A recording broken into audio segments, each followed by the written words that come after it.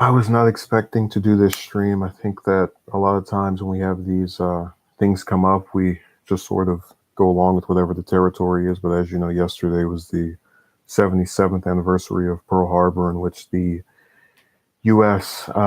Military base in Pearl Harbor was attacked by the Japanese. Surprise military attack killed over 2,000 people. The event that led the U.S. into World War II. But I really wanted to go into the more major aspects of the conflict, because a lot of times when people are reading something off of a list, they don't take into account what that is. So for example, the overall casualties of World War II are somewhere in the tens of millions, and this makes up, or rather made up, roughly 3% of the 1940 world population. Um, and as a result of that conflict, we actually had division in two major countries, which, as I mentioned before, I do have an interest in doing documentary type content on the channel where, I would sit here and I would discuss the history of whatever given topic and then sort of go into it piece by piece.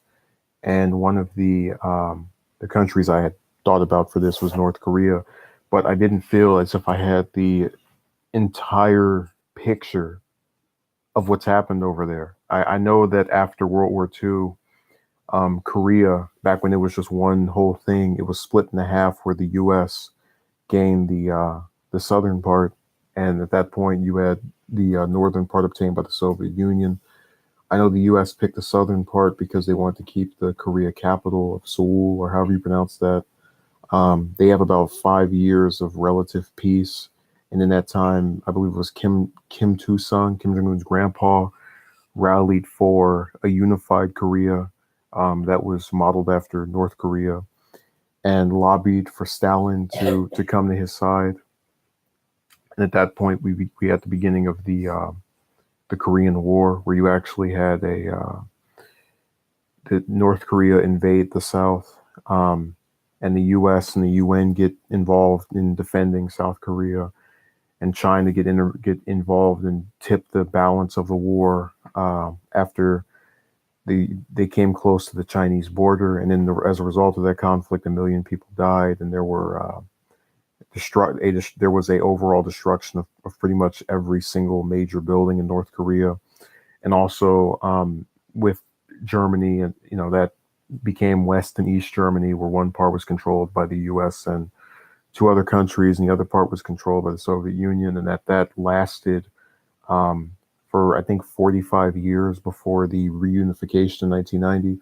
So these are all little things that come as a result of that conflict. It really is the cavalcade of significant event after significant event, because a lot of times when these things are talked about in a documentary or in a book, they're not gone into in their entirety.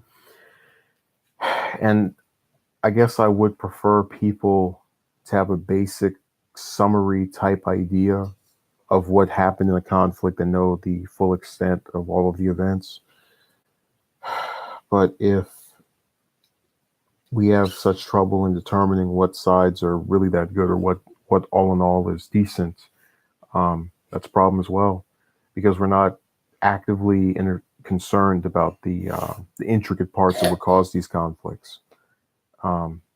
So I I think about the war a lot. I think about World War I a little bit less, but just because of how extensive they are, and how I really wish that we could get some kind of material on here that was detailing this. But I have a bigger interest in going into the individual countries that are associated with the world now and in the past. Places that don't exist anymore, like the Soviet Union and Czechoslovakia. Um, Places that currently are around and are making big headway, like, as we mentioned earlier, Germany and North Korea, China. Just a lot of these places are really interesting. So I will come back with something. I appreciate any comments about what we should go into. It could be about either World War II or one of the other countries, or maybe a biography of some significant public figure, which I do intend to do as well. It's just a matter of picking out who do you want to start with. So thank you.